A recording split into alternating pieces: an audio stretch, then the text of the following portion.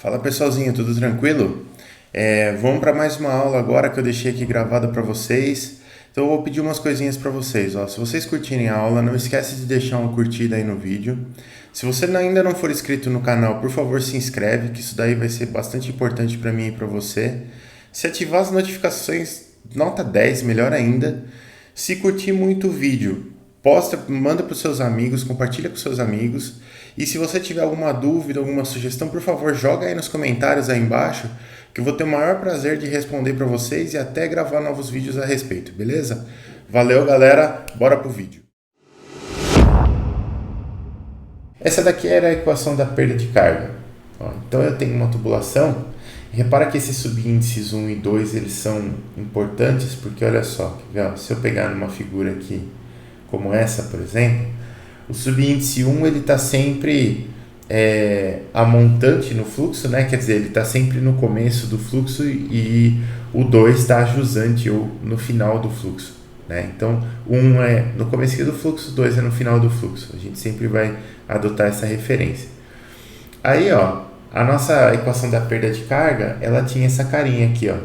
P1 sobre ρ mais alfa1 V1 barra ao quadrado sobre 2 mais GZ1 menos P2 sobre ρ mais alfa2 V2 barra ao quadrado mais GZ2. Isso aqui é igual a HLT, que era o nosso termo de perda de carga. Esse termo aqui, ele é dado em joules por quilograma e ele representa a quantidade de energia por unidade de massa que você perdeu fazendo o trajeto do ponto 1 até o ponto 2. Né? Esses termos são muito parecidos com os termos que a gente usava lá na equação de Bernoulli, mas não são iguais, principalmente por causa do termo de velocidade, né? Onde esses V1 e V2 aqui são as velocidades médias do fluxo na seção, enquanto na equação de Bernoulli, V1 e V2 eram uma velocidade de uma partícula de fluido na linha de fluxo que a gente estava estudando. Então essas coisas elas são diferentes, essas equações elas são diferentes. E na equação da perda de... Pode falar. Esse daí não é em coluna d'água? Coluna d'água é de baixo, né? Ou não? Não. Esse slide é... Peraí. Aqui, ó, né? Aqui a gente está em coluna, ó. Voltando. Aqui a gente está em coluna, ó. Aqui é a perda de carga em energia e aqui em altura de coluna, Ah, tá. Entendi. tá? Mas Aqui. como eu vou fazer essa conta se ele é joule por massa? Não entendi. Porque eu não entendi assim, porque a perda de carga vai ser em joule por massa, né? Que você Isso. falou aí. Joule por Como que eu quilograma. vou saber? Porque pra mim fica meio estranho de ser joule por massa. Porque pra mim seria mais fácil em joule, né? Isso, mas o que acontece? Você tem uma medida, quando você aplica essa equação da perda de carga, você tem uma medida da energia que você perde por unidade de massa. Por quê? Porque se você colocasse só joule, ponto final, o que você estaria fazendo? Você precisaria, para calcular isso, você precisaria definir um intervalo de tempo, né? Quer dizer, se eu tenho um determinado fluxo lá e esse determinado fluxo está me dissipando uma determinada perda de carga, uma determinada quantidade de energia, então se eu deixar ele por X tempo, ele vai me dissipar uma quantidade de energia Y. Se eu deixar ele 2x tempo, ele vai me dissipar uma quantidade de energia duas vezes maior. Né? Então eu teria que entrar com tempo nessa equação aqui, porque quanto mais tempo fica, mais energia você está consumindo. A maneira de resolver isso é você calcular a energia, a quantidade de energia dissipada por unidade de massa, porque aí normalmente a gente trabalha com vazão constante e quando a vazão é constante, você sabe que, eu estou dissipando tantos joules por quilogramas de fluido que passou ali. Se passou 100 toneladas de fluido, é só multiplicar e eu sei quantos joules de energia eu perdi. Entendeu? Tá, entendi. Tá? É mais para isso, é mais para você ter uma noção e até como é que eu vou explicar para você? Isso aqui parece, essa conta aqui, essa grandeza aqui, ela lembra muito uma potência, sabe? que você, por exemplo, quando você liga um eletrodoméstico, você tem a quantidade de energia que ele consome, que vai sempre aumentando com o tempo, mas você tem a potência dele, e essa potência, né, se ele estiver trabalhando mais ou menos no mesmo regime ali, essa potência é constante. Aqui é a mesma coisa, aqui é como se a gente estivesse calculando a potência, bem entre aspas aí, né? Que está sendo dissipada, só que em vez de joule por segundo, a gente tem joule por quilograma. E aí a vazão, né, ela é dada em... A vazão mássica, por exemplo, a vazão em massa pode ser dada em quilogramas por segundo, então no fim das contas você tem algo muito parecido com uma potência aí.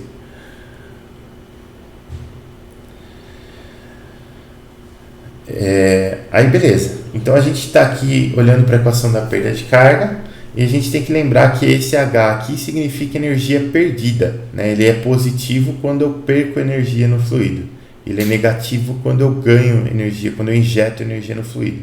Então, se ele é positivo quando eu perco energia no fluido, eu vou começar num escoamento aqui de um ponto onde eu tenho mais energia e eu vou escoar para um outro ponto onde eu tenho menos energia. E aí que eu vou obter a minha perda de carga da tubulação. Essa aqui a gente já viu. E aí, esse lado direito da equação da perda de carga, a gente sabe calcular. A gente tem pressão, a gente tem a vazão. Com a vazão e com a área da tubulação, a gente consegue calcular velocidade média, né? Basicamente a velocidade média. O alfa vai depender se a gente está trabalhando em regime laminar ou turbulento. Para o regime laminar, o alfa é igual a 2 e para o turbulento, o alfa é igual a 1. E o Z era o nível que a gente tinha lá da tubulação. Então, se o começo e o fim da tubulação estão no mesmo nível, Z1 menos Z2 vai dar 0. Ou eu posso ter a entrada mais alta do que a saída, onde Z1 vai ser maior que Z2, ou a saída mais alta que a entrada, onde Z2 vai ser maior do que Z1. Beleza. Mas eu tenho esse lado esquerdo aqui, que é a perda de carga de fato da tubulação. Quer dizer, se eu medir essas grandezas todas, eu consigo calcular a perda de carga. Mas se eu souber a perda de carga, eu posso calcular, por exemplo, um diferencial de pressão que uma bomba deve aplicar para eu conseguir uma determinada vazão. Ou eu posso calcular, por exemplo, um diferencial de nível que eu preciso para chegar numa determinada vazão. Tem várias coisas que a gente consegue calcular. Eu consigo até mesmo calcular vazão. Se a gente conseguir fazer o exercício 5 lá da lista hoje, vocês vão ver que até a vazão dá para calcular, mesmo uma tubulação de área constante, né? E aí vocês vão ver como que a gente faz isso. Aí beleza, a gente entrou aqui em lei de Bernoulli, falamos sobre o alfa, falamos sobre a velocidade média, e aí a gente começou a falar um pouquinho de perda de carga em fluxo laminar e em fluxo turbulento. E o que a gente chegou foi o seguinte: depois de muita filosofia, a perda de carga para um fluxo laminar, aquele HLT, ele era dado por essa expressão aqui. Então eu tenho 64 sobre Reynolds, comprimento da tubulação dividido pelo seu diâmetro, velocidade média do fluido ao quadrado dividido por 2. Isso daqui era a perda de carga do fluido numa tubulação em fluxo laminar. Em fluxo turbulento, o L sobre D e o V ao quadrado sobre 2, eles ficam aqui na equação, mas esse 64 sobre Reynolds se torna um fator F, que a gente chama de fator de atrito. E esse fator F, ele depende do número de Reynolds e depende da rugosidade relativa da tubulação. Então, o número de Reynolds é o ρVd sobre μ que a gente conhece, e a rugosidade relativa da tubulação é a rugosidade da tubulação dividida pelo seu diâmetro. Então, se a gente cruzar número de Reynolds com rugosidade relativa, a gente consegue encontrar aqui um ponto nessas curvas aqui do diagrama de Moody e encontrar o fator de atrito. Ou a gente pode também, fazendo uma pequena pausa aqui, utilizar a nossa planilha, que eu já disponibilizei lá para vocês também. Disponibilizei? Agora fiquei na dúvida. Não, vou disponibilizar neste momento para vocês. Peraí, deixa eu deixar ela salva aqui bonitinho. Vamos lá. Arquivos. É meio burocrático disponibilizar as coisas no... Eu ia falar no Moodle aqui, é Canvas, né?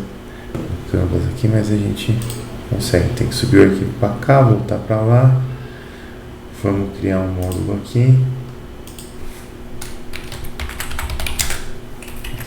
auxiliares, adicionar módulo, aí a gente adiciona o arquivo, aí a gente coloca a planilha de diagrama de Moody, e agora todo mundo tem essa planilha bonitamente aí. Tá aqui no final da nossa página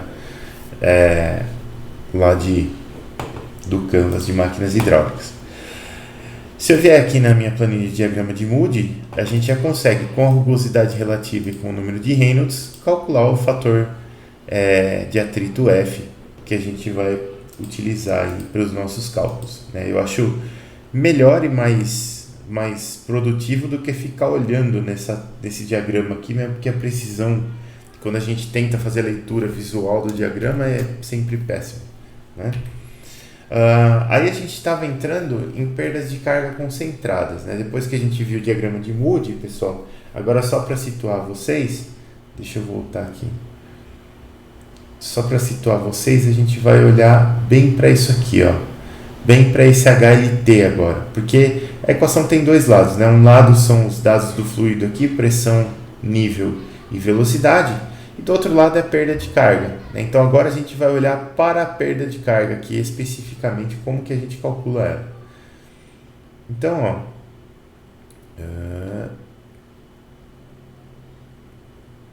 aqui, ó.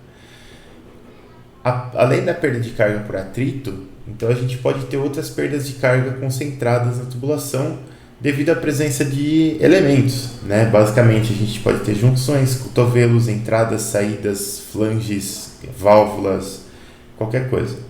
E tem duas fórmulas de calcular essas perdas de carga. Isso aqui é muito importante. Eu falo muito importante porque quando eu era aluno não ficou claro para mim como que calculava essas perdas de carga, né?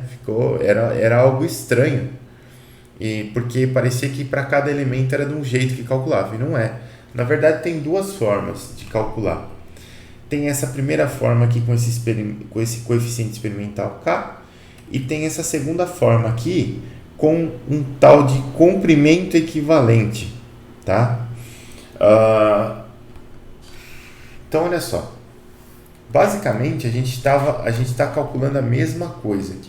Não podemos confundir. Deixa eu só melhorar um pouquinho meu setup aqui. Isso aí eu não entendi direito. Essa carga concentrada, então é quando, por exemplo, a gente desvia o líquido.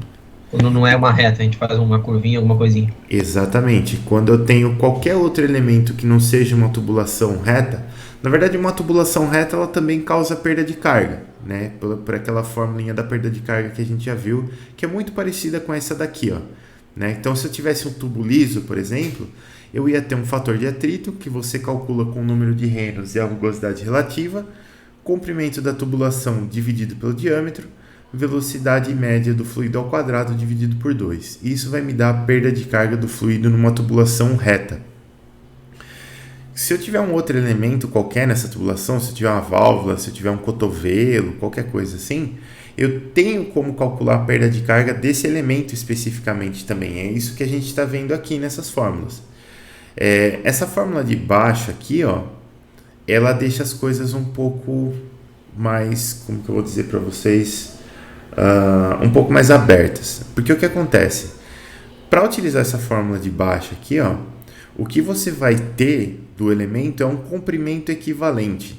Então esse elemento ele vai induzir uma perda de carga como se ele fosse um tubo desse diâmetro D aqui, que tem um comprimento equivalente. Então um cotovelo, por exemplo, ele pode ter um comprimento equivalente, sei lá, vamos colocar um exemplo aqui, um comprimento equivalente de meio metro, por exemplo. Então ele vai surtir o mesmo efeito de que uma tubulação, um tubo reto de meio metro que estivesse no lugar daquele cotovelo. Em termos de perda de carga, ele vai surtir o mesmo efeito, né? Então a gente tem um comprimento equivalente que você pode utilizar, e aí o F aqui fica em aberto, ó, porque o F ele depende do número de Reynolds e da rugosidade relativa. Então, por exemplo, se eu tiver um cotovelo de PVC ou se eu tiver um cotovelo de aço galvanizado, como a rugosidade interna dessas tubulações é diferente, o meu F vai ser diferente. Então eles vão produzir perdas de cargas diferentes aqui, porque o meu F está em aberto, vai depender da rugosidade e do número de Reynolds. Agora, Professor, pode falar.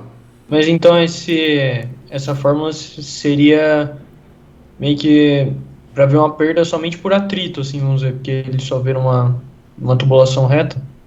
Isso, exatamente, exatamente. A perda aqui a gente está pensando sempre numa perda por atrito, né? É presença de atrito e da viscosidade do fluido, né? Esses dois componentes vão dar para a gente essa perda de carga aqui. E a outra fórmula que você mostrou anteriormente seria por turbulência mesmo do líquido, em si, do fluido. Essa aqui de cima? Não, a outra do outro slide eu falo. Ah, não, então. Entendi. Entendi a pergunta. Essa grandona aqui, né? Ó, peraí. Aqui. Aqui. Isso. Não, essa daqui, na verdade, é a mesma fórmula. A gente só está olhando para características diferentes. Naquela fórmula que eu estava mostrando agora, a gente só está calculando esse HLT aqui, ó. A gente só está calculando essa perdazinha de carga. Nessa fórmula, por isso que eu estava dizendo, ela é complicada de entender mesmo. Ela tem dois lados. Desse lado direito aqui, eu estou olhando só para o fluido, eu não tenho nenhuma característica da tubulação aqui. Aqui eu tenho só fluido, só quantidade de energia do fluido na entrada e quantidade de energia do fluido na saída. E esse termo aqui, HLT, ele vai condensar todas as características da tubulação. Né? Então, basicamente essa daí é mais completa que a outra. Não, na verdade a gente vai utilizar as duas em conjunto, porque o que eu vou fazer? Eu vou calcular o HLT daqui, ó. Quer ver? É que ficou longe, né? Eu vou calcular o HLT daqui, por exemplo, e vou substituir lá naquela outra fórmula.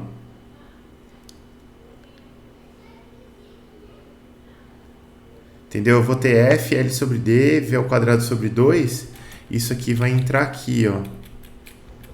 Porque aí você vai poder descobrir algum dos parâmetros que está faltando, né? Tipo, exatamente. Uma pressão, uma velocidade. Nossa, eu jurava que essa fórmula era outra. Exatamente. Não, é a mesma. É aquele HLT, ele vai entrar aqui, ó. Ele vai entrar nesse ladinho aqui. É que na outra é que no último slide lá, professor, que você tava, tinha a fórmula com K, tava HLM, se eu não me engano. Ah, eu sei por quê. Tá, HLM, né? Porque o que acontece? Esse outro subíndice aqui, ó, esse M aqui, na verdade, eu peguei ele do livro, eu não me lembro o termo específico, mas esse M aqui, ele quer dizer que a gente está olhando para uma perda de carga concentrada, né, de um elemento só. Quando a gente vai olhar para esse HLT aqui, ó, esse T é da perda de carga total. Porque acontece? Você vai ter lá, por exemplo, você vai ter uma tubulação que ela começa com um tubo, ela tem um cotovelo, ela tem outro tubo, ela tem uma válvula, ela tem outro tubo e tal. E esses elementos em separado, eles vão ter essas perdas de carga específicas aqui que a gente vai calcular para cada elemento. Depois, a gente vai somar todas as perdas de carga para obter esse HLT aqui, ó. Então, esse HLT aqui, ele vai ser a nossa perda de carga total. Acho que entendi o que confundiu vocês aí. Deu para entender mais ou menos? Acho que sim. Deu? As duas é a mesma coisa. É a mesma coisa. No fundo, a gente vai transformar uma tubulação toda complexa, com vários elementos, várias tubulações, vários cotovelos, assim, em uma tubulação reta equivalente, que tem um comprimento maior, mas que vai gerar a mesma perda de carga. No fim, a gente só está querendo olhar para a perda de carga total que vai aparecer na tubulação lá. Beleza. Tá? Aí, ó, então a gente tem as perdas de carga de cada elemento, a gente consegue calcular de duas formas. Essa daqui é uma forma com comprimento equivalente, e para alguns elementos, principalmente descargas, entradas em tubulação, a gente vai encontrar essa outra forma aqui, ó. Repara que esse fator K, no fundo, ele é um agrupamento desses três fatores aqui, ó, F que multiplica L sobre D. Mas para alguns elementos não faz muito sentido a gente falar principalmente em fator de atrito, porque tem um elemento, por exemplo, que ele é uma descarga em um tanque. né? Se você está trabalhando com uma descarga em um tanque, você tem uma perda de carga ali porque você está mandando o fluido para um tanque aberto, mas você não tem necessariamente mais contato com a tubulação. Então, diâmetro, comprimento equivalente e fator de atrito começam a ficar conceitos estranhos. Mas você consegue agrupar os três nesse fator K aqui, ó.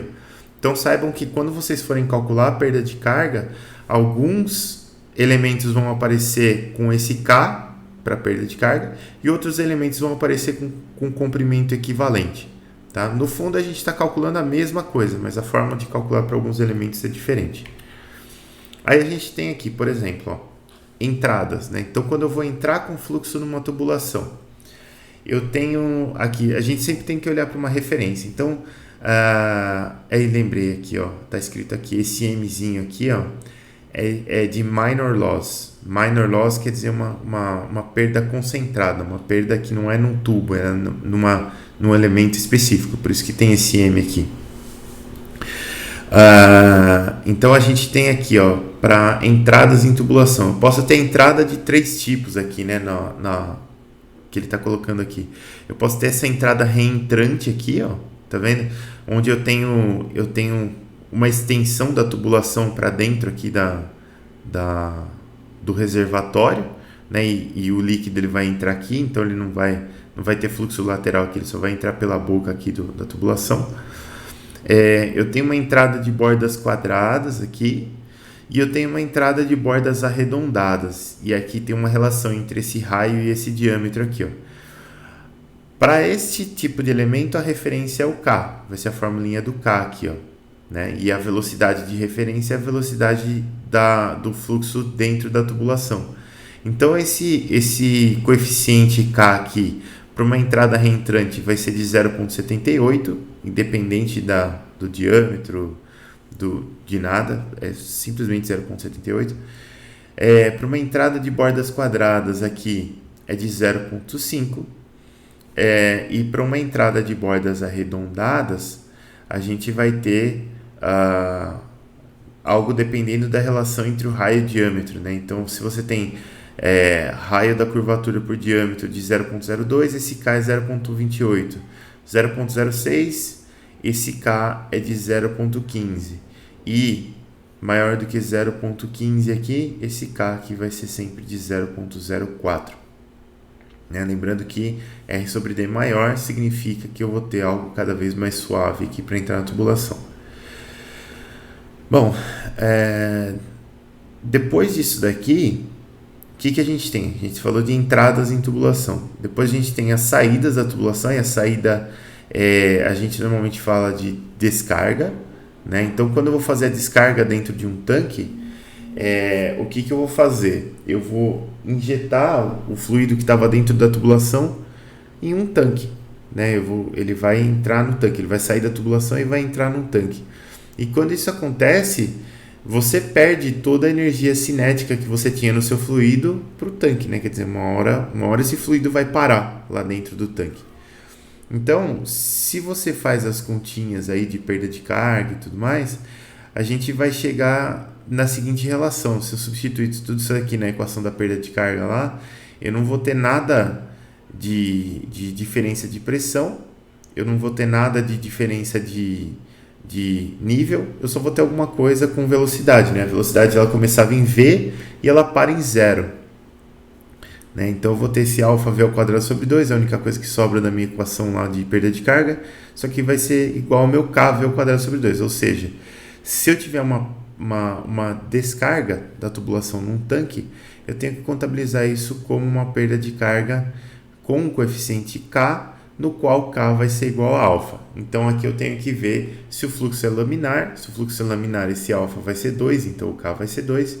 E se o fluxo for turbulento, o alfa e o K vão ser 1. Tá?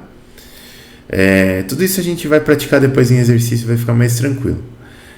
Aí a gente começa aqui com contrações e expansões. Aqui, ó. Então o que eu tenho que olhar para contração e para expansão são essa relação entre as áreas, né? Eu tenho uma área A2, que é a área da saída, que é a área A1, que é a área da entrada. Para o caso da contração, a relação de áreas AR é dada por A2 sobre A1, E por caso da expansão é dada por A1 sobre A2. Né? Então a gente sempre está dividindo a menor área pela maior. Repara que no eixo X aqui eu só vou de 0 até 1. Né? E aí essa curva aqui de baixo ela corresponde ao eixo vertical da esquerda e a curva de cima ao eixo vertical da direita. Né? Então aqui a gente tem o fator K, o eixo da esquerda é para contração, então eu tenho o coeficiente de perda de carga da contração aqui, né? O K da contração, e o da direita é para expansão, então essa curva azul de cima aqui, ela vai ter o K, que é o coeficiente de perda de carga para a expansão. Outra coisa que você precisa reparar para usar isso daqui é que esse coeficiente de perda de carga, ele para contração ele usa a velocidade V2, né, velocidade média V2 como referência, então V2 é a velocidade desse tubo aqui, e para expansão ele usa a velocidade V1, que é desse tubo de entrada aqui, ó. Tá vendo? Então isso aqui é uma coisa que você tem que ficar atento quando você for usar essas questões de contração e expansão aí. Bom, e outra coisa importante, nesses casos aqui, tanto contração quanto expansão são abruptas, né? Quer dizer, eu não tenho um ângulo, eu não tenho uma progressão aqui de um raio para o outro, ele acontece direto. Depois eu tenho aqui expansões e contrações não abruptas, né? Então a gente tem bocais aqui, e aí para os bocais você consegue dar uma olhada nesse ângulo aqui do bocal, e dependendo do ângulo do bocal e da relação entre as áreas A1 e A2, aqui nesse caso aqui é para contrações, na verdade, só para contrações. Deixa eu corrigir aqui. Pronto. Isso aqui é só para contrações. Então você tem aqui, dependendo do ângulo, você tem uma perda de carga maior. Quer dizer, se o ângulo aumenta, eu estou transformando isso aqui cada vez mais numa transição abrupta, né? Então a perda de carga vai diminuindo, vai aumentando, e se você diminui o ângulo aqui, essa perda de carga vai diminuindo. E tem também a relação entre as áreas aqui, né?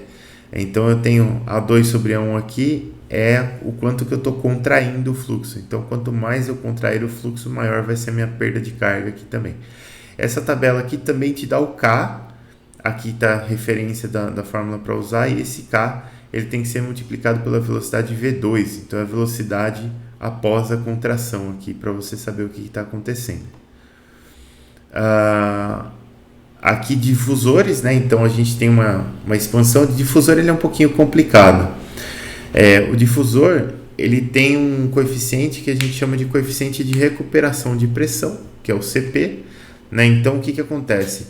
Quando eu tenho uma contração, que eu vou de uma área maior para uma menor, eu diminuo pressão e aumento velocidade. Quando eu tenho o contrário, que eu vou de uma área menor para uma maior, eu diminuo a velocidade, mas aumento a pressão.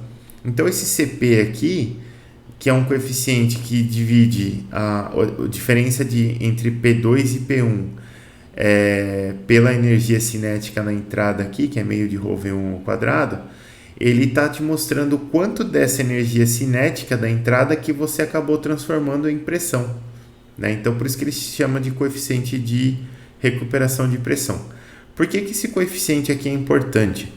Esse coeficiente é importante porque, olha só, se eu não tivesse perda de carga por atrito, eu conseguiria aplicar a equação de Bernoulli aqui, e esse coeficiente de recuperação de pressão aqui, eu conseguiria calcular esse coeficiente me baseando ou só nas velocidades ou só nas áreas aqui do meu difusor, né? Então é só uma manipulaçãozinha básica dessa equação aqui, nada muito complexo, mas você chegaria numa relação aqui que seria um coeficiente de recuperação de pressão ideal, porque aqui a gente não tem perda de carga, né?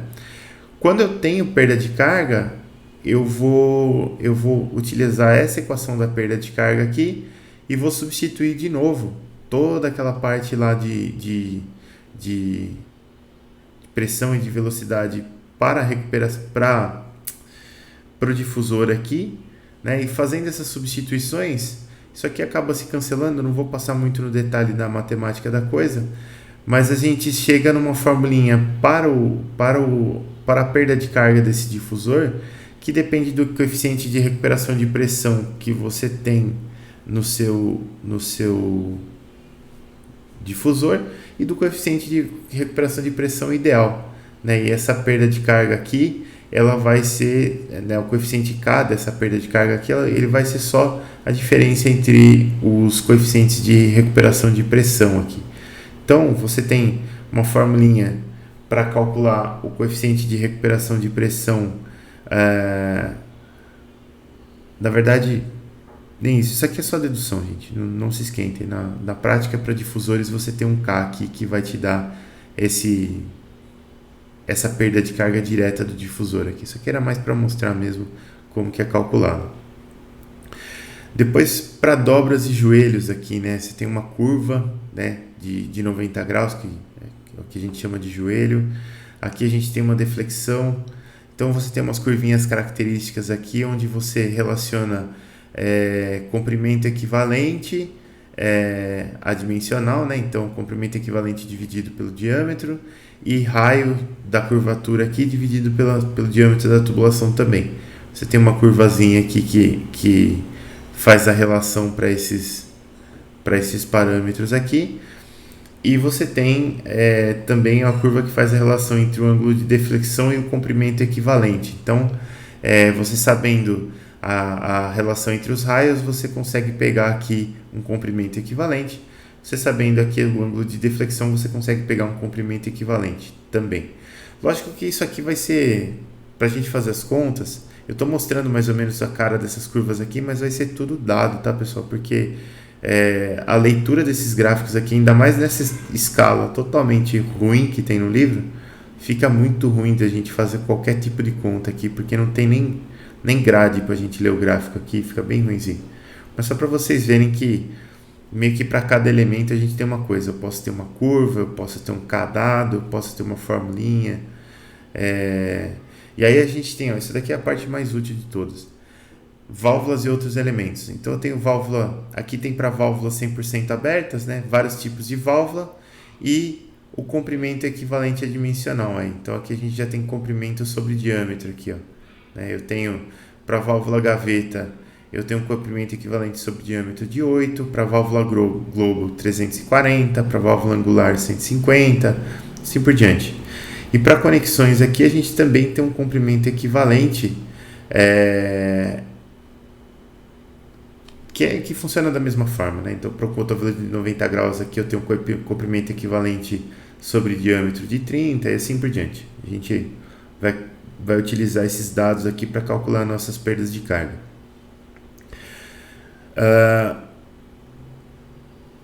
Depois disso, depois que a gente tem todos esses dados aqui para calcular as perdas de carga e tudo mais, consigo aplicar tudo na equação lá, e dependendo do que você quer, vai ficar faltando uma coisa naquela equação lá que você vai achar. Depois de tudo isso, a gente vai ter a parte de bombas, ventiladores e sopradores, que para nós aqui, nesse primeiro momento, vão funcionar da mesma forma, né? Quer dizer, uma bomba, um ventilador ou um soprador vão ser algo que injeta energia na minha tubulação. Então, olha só, se eu pegar a potência de uma bomba, por exemplo, como que eu calculo a potência de uma bomba? Aqui eu tenho a potência injetada da bomba dividida pela vazão mássica da bomba, né, que seria a nossa perda de carga, seria esse termo aqui, P sobre ρ mais alfa V quadrado sobre 2 mais GZ na saída, menos o que você tem na entrada da bomba, né? Porque da entrada para a saída, quando você tem uma bomba, você vai injetar energia, né? Então, se eu pegar a energia que está na saída menos a energia que está na entrada, vai ser a energia que eu injetei. Se eu multiplicar pela vazão mássica, eu vou ter a potência da bomba como um todo. Bom, o que eu faço com isso daqui? Eu consigo dividir dos dois lados pela vazão mássica aqui, para a gente chegar seria no ganho de carga que a bomba vai injetar no fluido, né? E se você pegar uma bomba comum, o que acontece? Você vai ter uma diferença de pressão entre entrada e saída, beleza? você normalmente não tem diferença de vazão entre entrada e saída se as tubulações possuem a mesma área, que normalmente possuem. Então, a velocidade, né, como a vazão é igual e a área é igual, a velocidade vai ser igual na entrada e na saída. Então, esses termos αβ ao quadrado sobre 2 vão se cancelar. E numa bomba, você não tem uma variação significativa de nível do fluido. Então, isso daqui também vai zerar. Esses termos de EZ aqui cancelam. Eu vou ficar só com ΔP sobre ρ aqui da minha bomba. Então, a minha perda de carga, aliás, o meu ganho de carga injetado pela bomba, ele vai ser basicamente o ganho de pressão que a minha bomba injetou, dividido pela densidade do fluido. Vem dessa fórmula aqui, só a gente zerar os termos que vão se anular. Professor, Pode falar. desculpa, eu perdi a parte da velocidade. Por que a gente cancela a velocidade? Porque quando você tem uma bomba, imagina que a sucção, né, a entrada na bomba e a descarga, que é a saída da bomba, elas vão ter a mesma velocidade. O fluido ele não tem uma velocidade diferente na entrada e na saída, né, porque o fluido ele é incompressível, né? Então, se você coloca uma bomba no meio do caminho, o que está acontecendo ali? Você está injetando energia nesse fluido e essa energia ela vai entrar no fluido como uma pressão.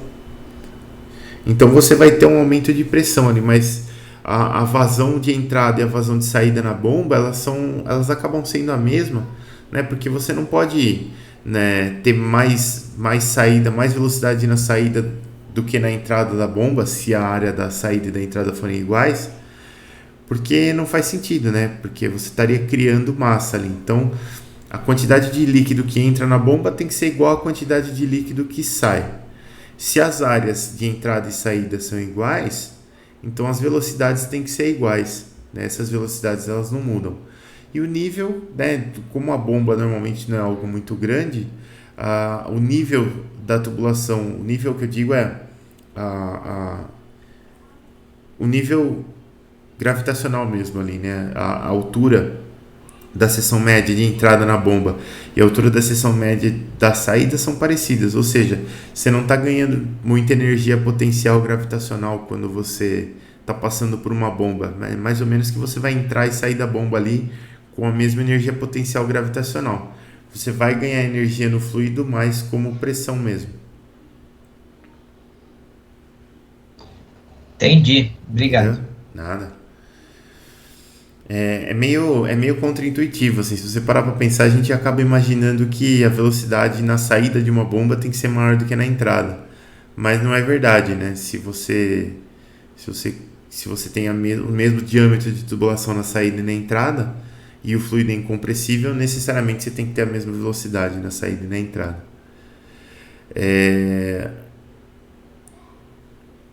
Então, olha, para a bomba a gente vai acabar usando essas duas formulazinhas aqui, ó. O ganho de carga da bomba, ele vai ser o diferencial de pressão que a bomba aplicou dividido pela densidade do fluido.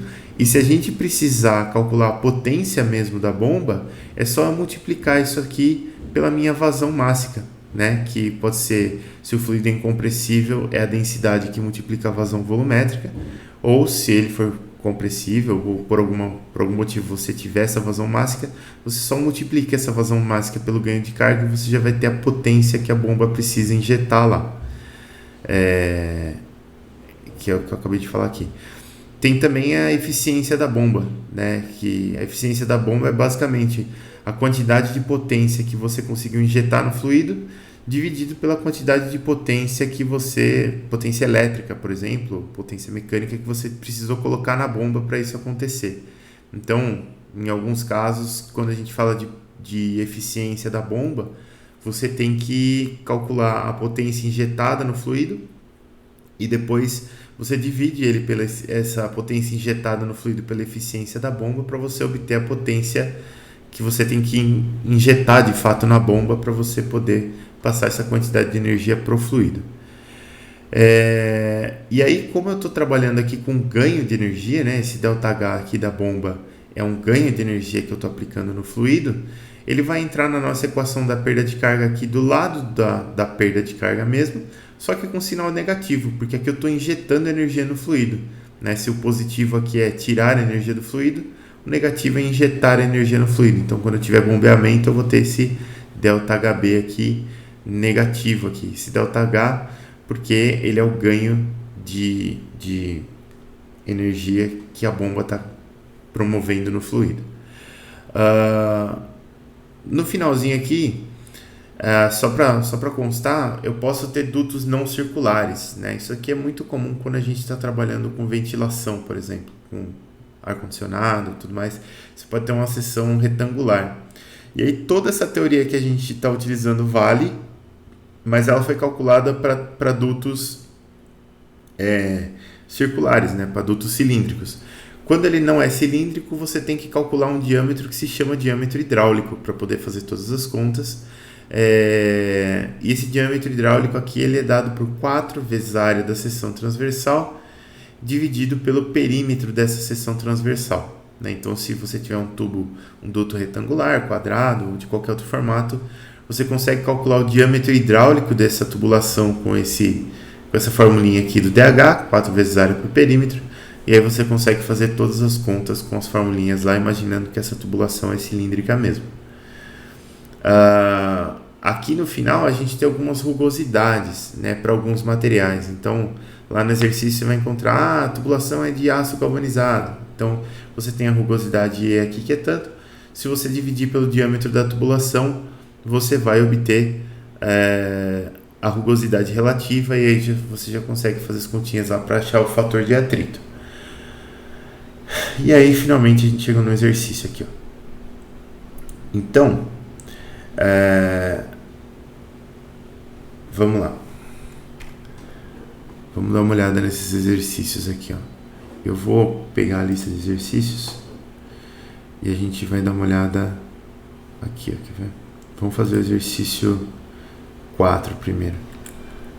Esse exercício 4 aqui, ele é bacana. Aqui a gente tem uma tubulação bem simplesinha, tá vendo?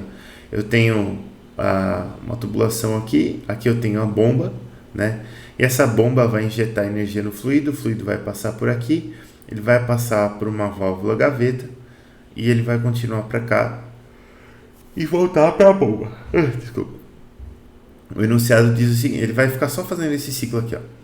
O enunciado diz o seguinte: o sistema para teste de bombas de saída variável consiste de 4 cotovelos, então a gente tem os 4 cotovelos aqui de 90 graus, uma válvula gaveta aberta, tá aqui, conforme a figura. O circuito deve absorver energia gerada pela bomba, então quer dizer, toda a energia que a bomba injetar aqui vai entrar como perda de carga no circuito aqui, ó. O encanamento possui diâmetro de 75 mm e é de ferro fundido. E o comprimento total da tubulação é de 20 mm, é de 20 metros, não de 20 milímetros. Então, o comprimento total aqui dos tubos aqui retos é de 20 metros. O que ele pede para a gente calcular o diferencial de pressão a ser gerado pela bomba para essas diferentes vazões aqui, de 0,01 até 0,06 metros cúbicos por segundo. Então, olha só, eu vou pegar aqui e a gente vai fazer um exercício bem bonitinho aqui.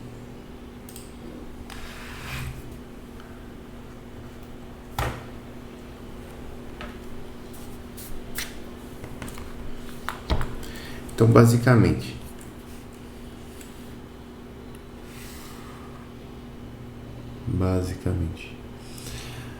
a gente vai ter esse circuito, né?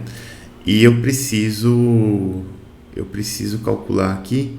Vou voltar lá que deu uma leve amnésia. Aqui. Calcule o diferencial de pressão a ser gerado pela bomba para essas vazões aqui. Então, o que eu vou fazer? Eu vou fazer uma primeira análise aqui, que a gente não vai precisar nem olhar para aquele ΔH da bomba, não vamos precisar fazer isso.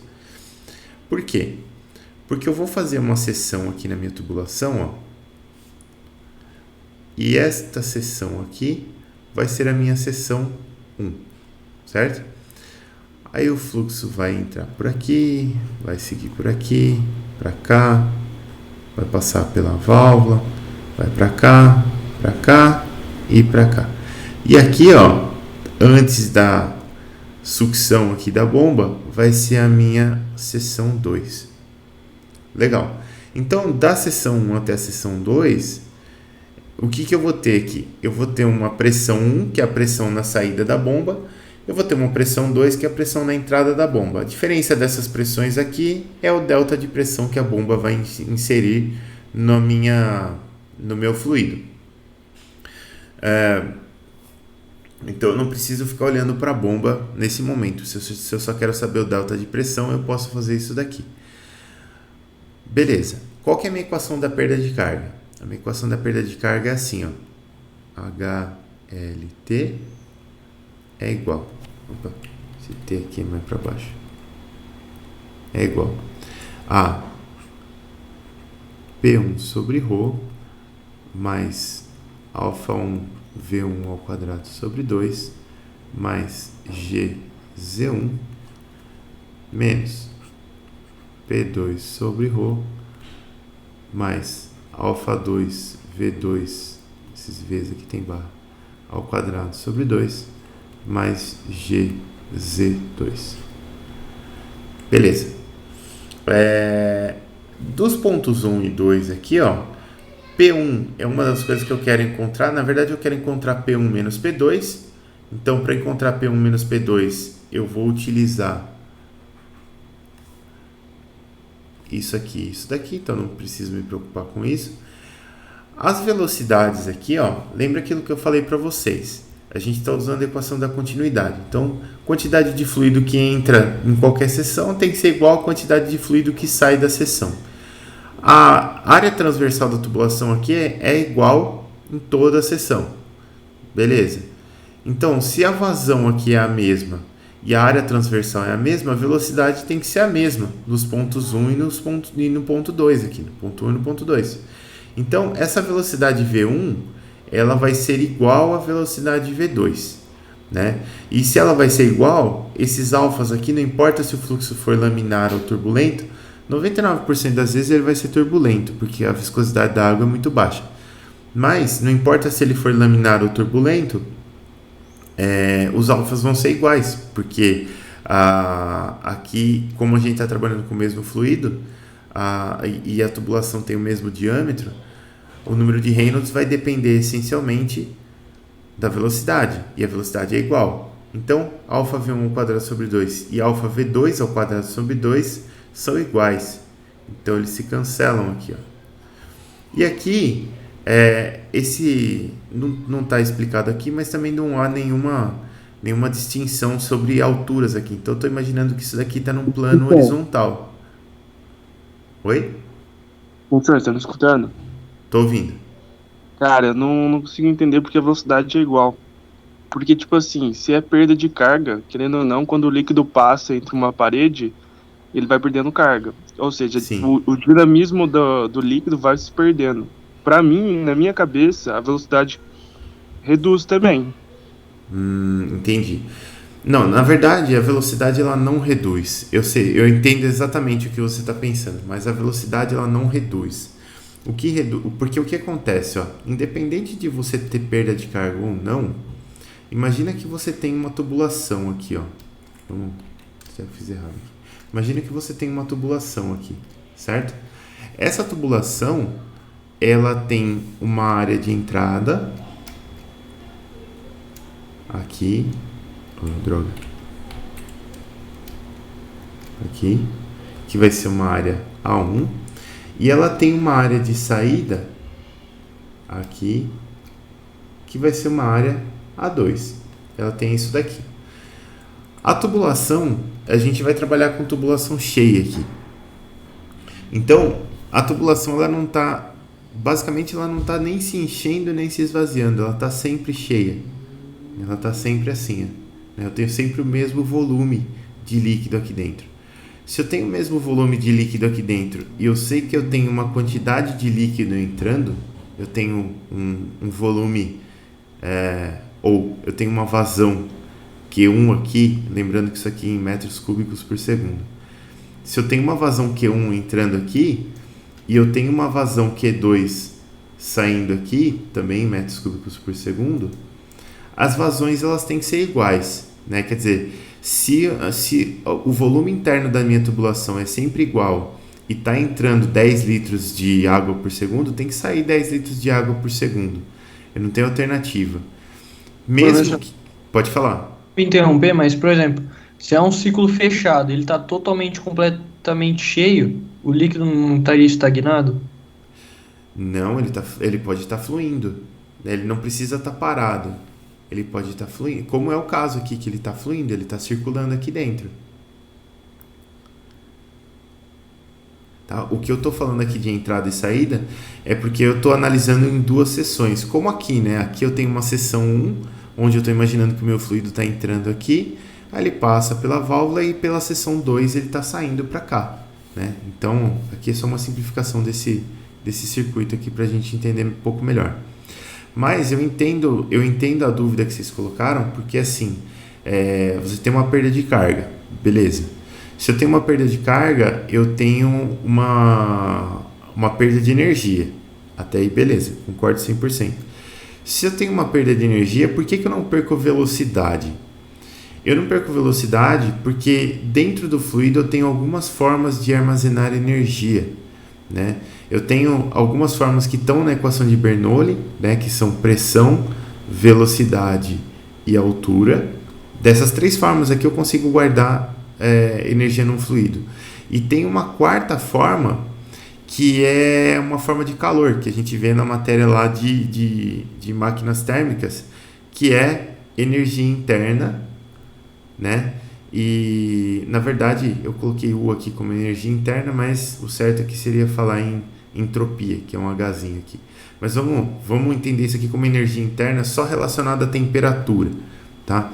Então, eu tenho essas quatro formas aqui, ó, para guardar energia num fluido: pressão, velocidade, altura e temperatura. Dessas quatro formas aqui eu guardo energia no fluido. Daqui para cá, independente de ter ou não perda de carga, a gente já sabe que como o fluido é incompressível, eu não consigo guardar mais fluido aqui dentro. O que entra tem que sair. Então, se as vazões são iguais e as áreas são iguais, as velocidades são iguais. Então, essa energia que eu tinha guardada no fluido aqui por velocidade, que é a energia cinética dele, ela não está variando. Aqui a gente também não está variando o nível. Então, essa energia aqui, que está guardada como energia potencial gravitacional, também não está variando. Essas outras duas energias aqui, ó, temperatura e pressão, elas podem variar. Aqui a gente não está olhando para a energia perdida para o fluido por temperatura. Aqui a gente não incluiu isso aqui na equação. Não que ela não esteja variando, pode variar, mas a gente não incluiu isso aqui na equação. Então o que sobrou? Sobrou só a pressão. Então, quando você começar esse fluxo aqui, o que vai acontecer? Você vai ter as perdas de carga e você vai chegar do outro lado aqui com uma pressão muito menor do que a pressão que você iniciou do lado de cá. Por isso que, por exemplo, quando a gente... Imagina que você vai instalar um chuveiro na sua casa, o chuveiro ele vem com... Aqui está o caninho de chuveiro, por exemplo, e ele vem com uma pecinha aqui, ó, que é um negocinho assim, que você coloca dentro do cano. É um disquinho, né? E esse disquinho, como é que ele é chamado? Ele é chamado de redutor de pressão. Por que ele é um redutor de pressão? Aqui você vai ter uma pressão na tubulação, legal? E aí você tem uma contração abrupta. Essa contração abrupta vai ser uma perda de carga. Então, o que vai acontecer? Depois aqui da minha perda de carga, por um período aqui, eu vou ter como se fosse um jatinho de fluido assim, né? E depois ele vai começar a perder velocidade e vai começar a encher a tubulação de novo. Quando acontecer isso daqui, essa pressão... na verdade, vou desenhar de novo aqui, ó. Então tá aqui o meu redutor de pressão. Aqui assim. Beleza. Então eu vou vir com um fluido aqui, ó. Vamos desenhar ele de verde aqui. Ó. Eu vou vir com o fluido aqui, ele vai encher a tubulação aqui e ele vai passar pelo redutor de pressão. Quando ele passar pelo redutor de pressão, ele vai criar como se fosse um jatinho aqui, porque ele está com pressão, essa pressão toda virou velocidade. E a partir desse momento aqui, essa velocidade ela começa a diminuir, porque você cria um fluxo turbulento aqui, você vai ter choque desse jato aqui com a outra água que está para o lado de cá do cano. Então você vai fazer algo desse tipo aqui, ó. O seu líquido ele vai voltar até essa área inicial que ele tinha aqui, né? E se você medir a velocidade aqui, chama essa velocidade de V1, né? Aqui. E se você medir a velocidade aqui, elas são iguais. Essas velocidades são iguais. Né? Aqui, lógico que é maior porque eu criei uma contração aqui. Mas qual é a diferença? Aqui eu tenho uma pressão P1 e aqui eu tenho uma pressão P2 que é muito menor do que a pressão P1. E por que isso aqui aconteceu? Isso aqui aconteceu porque eu criei uma perda de carga aqui instantânea. Onde você consegue observar isso? Você consegue observar isso se você tiver uma mangueira flexível, o que vai acontecer? Imagina que você tem lá a sua mangueira flexível. Então tem uma mangueira flexível aqui, beleza? E a sua mangueira ela é aquela mangueira que tem como se fosse um gatilho aqui assim, né? Então ela tem um biquinho aqui assim, ficou até bonitinho. E tem um gatilho aqui para você apertar. Pode reparar, quando o gatilho está fechado, a pressão aqui dentro da mangueira ela vai ser a pressão da sua tubulação, né? Então lá na sua tubulação aqui você vai ter uma pressão P1 e se o gatilho está fechado, a gente tem um problema de fluidostática. Então essa pressão aqui, se a gente ignorar um pouquinho o gradiente de pressão aqui pela gravidade, né? Que eu vou ter um desnível aqui, mas vamos ignorar esse desnível por enquanto. Então eu vou ter uma pressão aqui que é igual em toda a tubulação, aqui em toda a mangueira, até aqui, ó. Até aqui eu vou ter uma pressão P1. Quando eu apertar o gatilho, o que vai acontecer? O que você nota? Você nota que esse jato que está aqui, ele sai com uma velocidade muito alta e depois essa velocidade diminui um pouco. Ela não fica exatamente a mesma velocidade. Ele dá um primeiro esguicho e se você continuar com o gatilho apertado, ele perde um pouco de velocidade. Por que isso acontece? Porque você continua tendo essa pressão P1 aqui, mas você começa a ter fluxo. Quando você tem fluxo, você começa a perder energia aqui para a tubulação e quando você perde energia, você vai sair aqui do outro lado com menos velocidade. Por quê? Porque aqui agora a pressão P2 é a pressão atmosférica, né? E você tinha antes uma pressão P1 que estava sendo convertida 100% para energia cinética e agora, depois que você abriu, você vai ter uma pressão P1' que é menor do que essa pressão P1 aqui, porque o seu líquido perdeu pressão porque ele está fluindo agora. E aí, conforme isso acontece, você sente que ela dá aquele jato e depois diminui a velocidade, né? Então você fecha, ela recupera essa pressão P1, a hora que você aperta ela dá aquele jato e depois fica fraquinho de novo. Vocês já viram isso em algum lugar aí no quintal de vocês, alguma coisa assim? Já, professor? Já, né? Já sim. É por isso, é porque você tem a perda de carga. Então, só para solucionar essa dúvida, o que você perde quando você tem perda de carga, o que você acaba perdendo no seu fluido é pressão, né? Ele perde energia sim, mas basicamente o que você perde, se você não tiver nenhuma variação de área aqui, o que você perde é pressão. Beleza? Professor, Pode falar. então, por exemplo, se eu tenho uma piscina e eu quero esvaziar ela, Uhum. se eu pegar, colocar uma tubulação abaixo do nível dela, ela vai começar a esvaziar. Isso. Então não tem como eu acelerar esse processo de esvaziamento, mesmo se eu colocar uma bomba, porque você não vai mudar a tubulação, você não vai mudar a velocidade, então você não vai mudar a vazão. Mesmo se você colocar uma bomba ali, você só vai estar gastando energia. Não, se você colocar bomba, você está injetando energia no fluido, você está aumentando a vazão. Mas você não está mudando a área nem a velocidade? Não, você está mudando a velocidade. Se você põe a bomba, você está mudando a velocidade. E agora você me complicou, professor. Mas então a bomba aumenta a velocidade. A bomba aumenta a velocidade. Então o que que a gente tá cortando?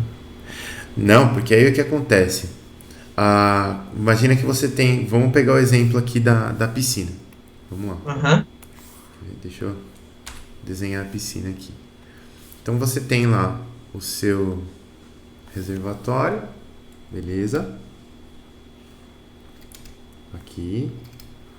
Opa. Aqui. E você vai colocar uma tubulação aqui para esvaziar essa piscina. Beleza. O que vai acontecer aqui, ó? Você vai ter, basicamente, empurrando o seu fluido para fora da piscina, você vai ter um diferencial de pressão aqui, certo? Você vai ter um gradiente de pressão aqui, isso aqui vai empurrar a sua água para fora aqui da piscina. Como que eu defino qual vai ser a vazão dessa área, qual vai ser a vazão dessa água que sai da piscina aqui, ó?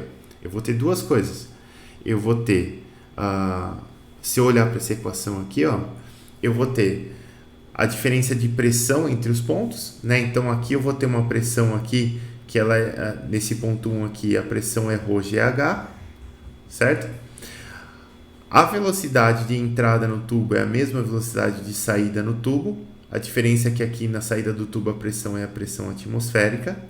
Então as velocidades são iguais aqui na entrada e na saída do tubo também.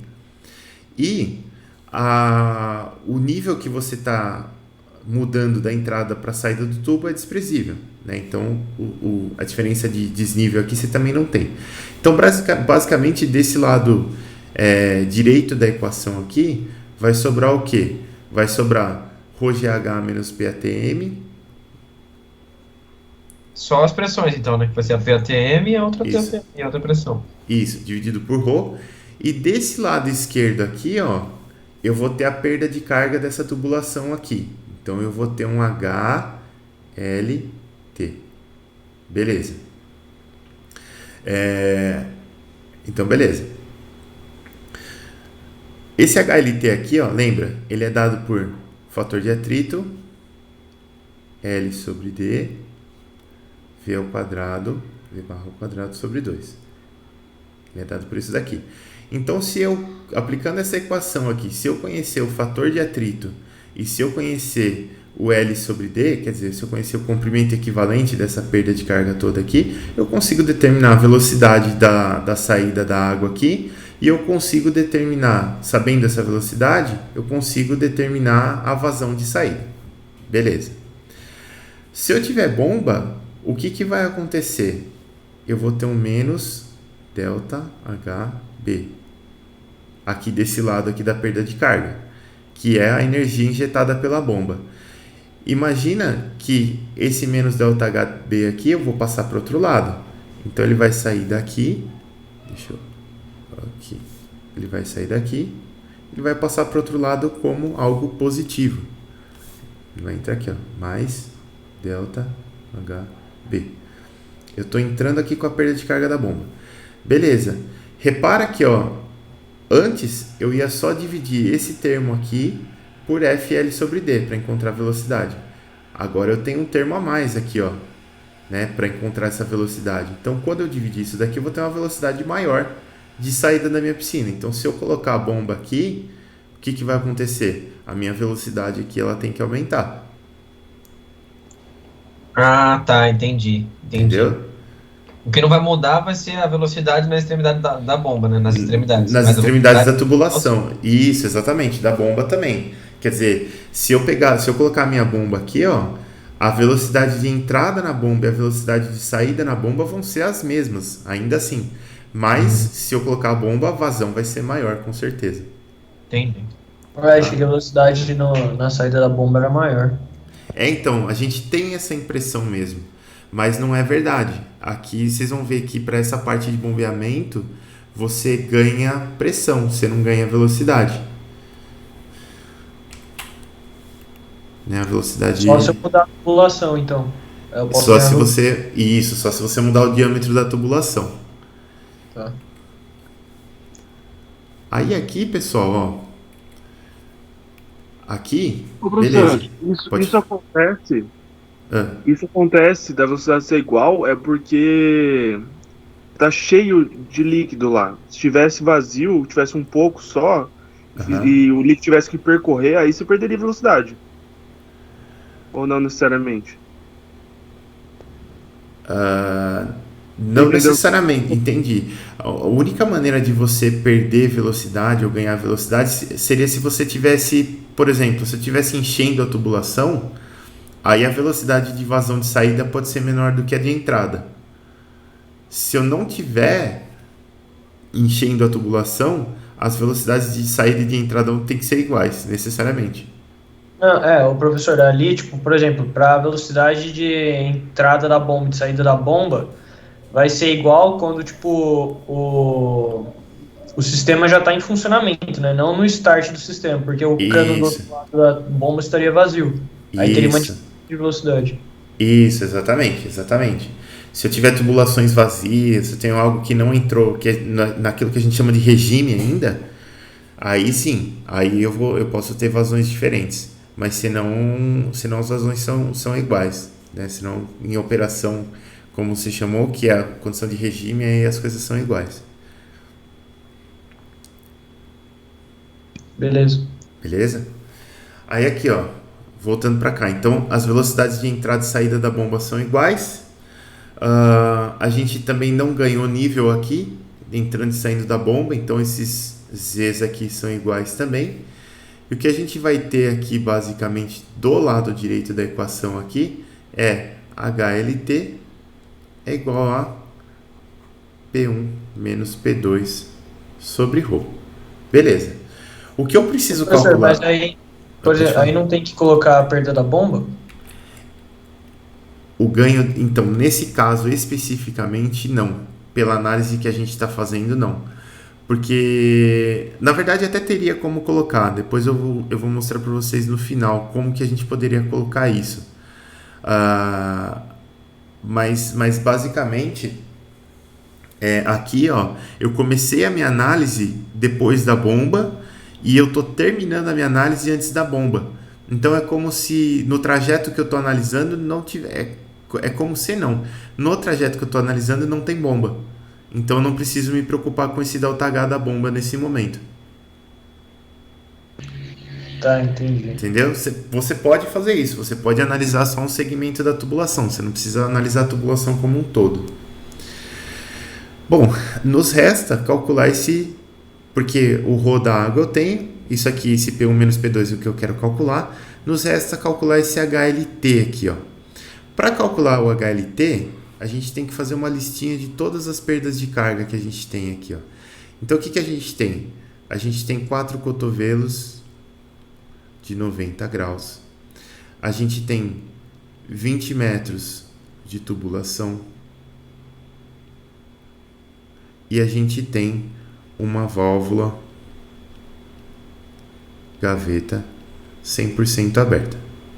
Beleza. Como que isso aqui se expressa em termos de perda de carga? Isso aqui se expressa assim, ó. Essa tabela aqui. A válvula gaveta, ela tem um comprimento equivalente dividido pelo diâmetro de 8. Então, a válvula gaveta, a gente sabe que o comprimento equivalente dividido pelo diâmetro vale 8. Os 20 metros de tubos aqui é um tubo de 20 metros, né? Então a gente sabe que a perda de carga dele, ela vai ser F L sobre D V barra ao quadrado sobre 2. Isso é horroroso esse V barra ao quadrado sobre 2. V barra ao quadrado sobre 2. Então, o L é o comprimento da tubulação, está aqui, o diâmetro a gente tem, sem problema. O F a gente vai calcular, sem problema também. Para os cotovelos, o que eu tenho? Vamos dar uma olhada aqui. Opa, aqui. Cotovelo de 90 graus eu tenho L sobre D igual a 30, né? Comprimento equivalente dividido pelo diâmetro igual a 30. Então a gente tem LEQ sobre D igual a 30. Beleza. Então vamos calcular esse HLT aqui, ó. Para os cotovelos, Ô, professor, Pode falar. esse 30 independe do número de cotovelos? Que tem Vai 4. ser, sim, vai ser um para cada cotovelo. Ah, tá. É uma perda para cada cotovelo, tá? Ah, Então aqui, ó, para os cotovelos, a gente vai ter o número de cotovelos, né, como você acabou de perguntar, que são 4, que multiplica o fator de atrito F, que a gente ainda não conhece, mas que a gente já vai calcular, que multiplica o L sobre D do cotovelo, que é 30, que multiplica o V ao quadrado sobre 2. Vamos calcular esse F e esse V aqui para a gente chegar num número aqui, ó, né? Vamos calcular o V primeiro. O V, né, lembra que a vazão lá, a vazão volumétrica, ela é a velocidade que multiplica a área da tubulação. E a gente tem o diâmetro aqui, ó. O diâmetro é de 75 milímetros, né? Então, a área da tubulação, ela vai ser π sobre 4 vezes 0,075 ao quadrado. Isso aqui vai dar pra gente, tá vendo? Oi, destruí tudo aqui. 0,075 ao quadrado vezes π dividido por 4. Isso aqui vai dar mais ou menos 4,418 vezes 10 a menos 3 metros quadrados. Se eu dividir a nossa vazão por isso daqui, vamos começar com a vazão de 0,01 metros cúbicos por segundo. Se eu dividir a minha vazão por isso daqui, eu vou obter uma velocidade de aproximadamente 2,2635 metros por segundo. Beleza. Eu tenho essa velocidade aqui, até na lista de exercícios aqui, bom que eu lembrei disso, eu coloquei aqui para vocês, ó. Aqui no comecinho da lista de exercícios, dados que vocês podem usar para todos os exercícios, né? Então aqui a gente tem uma viscosidade da água padrão para você utilizar, que é de 8,93 10 a menos 4 pascal segundo. Então a viscosidade é de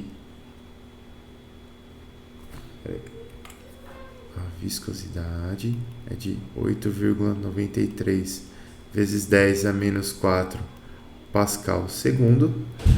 A densidade da água, ela é de 999 kg por metro cúbico. A velocidade é isso daqui e o diâmetro é de 75 milímetros. Então a gente consegue calcular com tudo isso daqui o número de Reynolds, que é ρ VD sobre μ. Isso daqui vai dar 999 vezes a velocidade vezes 0,075 dividido por 8,93 vezes 10 a menos 4. Isso aqui me dá um número de Reynolds de 189.916,6 sem unidade, né? Porque Reynolds é adimensional. Então a gente sabe que o fluxo aqui é turbulento. Beleza.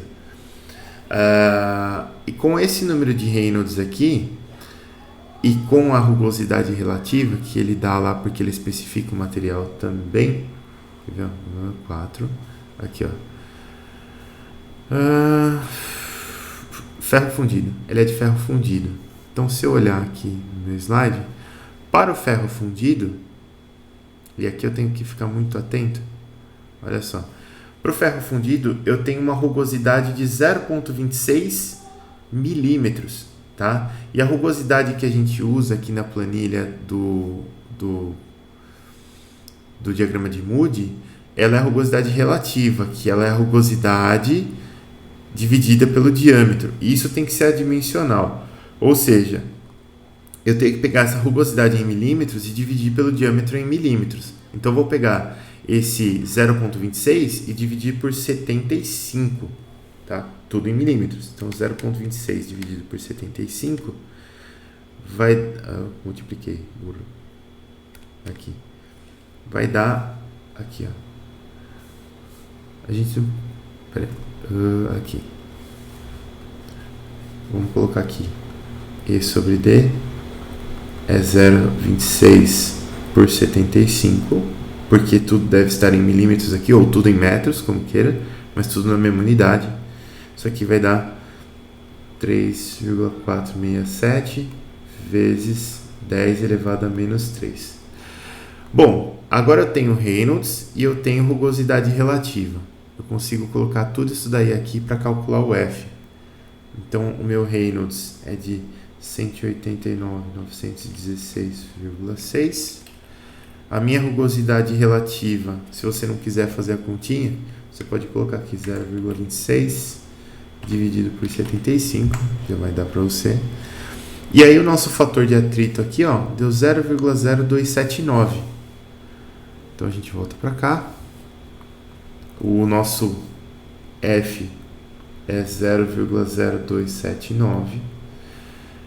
Então eu já tenho o F aqui e eu já tenho a velocidade aqui, ó. Agora eu consigo calcular essa perda de carga para os 4 cotovelos. Daqui vai ser 4 vezes 0,0279 vezes 30 vezes 2,2635 ao quadrado dividido por 2. Isso daqui vai me dar a quantia de 8,5766 ou 577 para arredondar joules por quilograma. Beleza. Para a válvula gaveta, a conta é muito parecida. Agora a gente já tem o F aqui, já fica mais fácil. Então, para a válvula gaveta, a gente vai ter uma válvula só. A gente vai ter o F, que é 0,0279, que multiplica L sobre D para a válvula gaveta, que é 8, que multiplica a velocidade ao quadrado sobre 2. V barra ao quadrado sobre 2. Isso aqui vai dar 0,0279 vezes 8 vezes 2,2635 ao quadrado dividido por 2. Isso aqui dá 0,572 joule por quilograma. E por último, para os tubos aqui, estou segurando vocês, né, pessoal? A gente já termina. Para os tubos aqui, a gente vai ter FL sobre DV ao quadrado sobre 2. Então a gente vai ter o F, que é 0,0279, que multiplica L sobre D. Comprimento da tubulação aqui é 20 metros. Diâmetro é 0,075 metros. Então tá metro e metro aqui. Que multiplica a velocidade, que é 2,2635 ao quadrado por 2. Isso aqui vai nos dar 0,0279 vezes 20 dividido por 0,075 vezes 2,2635 ao quadrado dividido por 2. 19,059 joule por quilograma. Beleza, agora eu tenho a perda de carga dos cotovelos, da gaveta e dos tubos. Como que eu calculo essa perda de carga aqui total? É só somar todo mundo. Então meu HLT aqui, HLT, ele vai ser dado por 8,577 mais 0,572 mais 19,059. Isso aqui vai dar, se eu não errei nada, eu acredito que não, 28,208 joules por quilograma. Substituindo aqui nessa equação, para encontrar o ΔP, eu só preciso multiplicar isso aqui pelo ρ, né, que é a minha densidade do fluido. Então, vamos colocar aqui, P1 menos P2 é igual a ρ, que multiplica HLT, que é igual a Isso vezes 999. 28.179,8 Pascal, ou 28,18 quilopascal.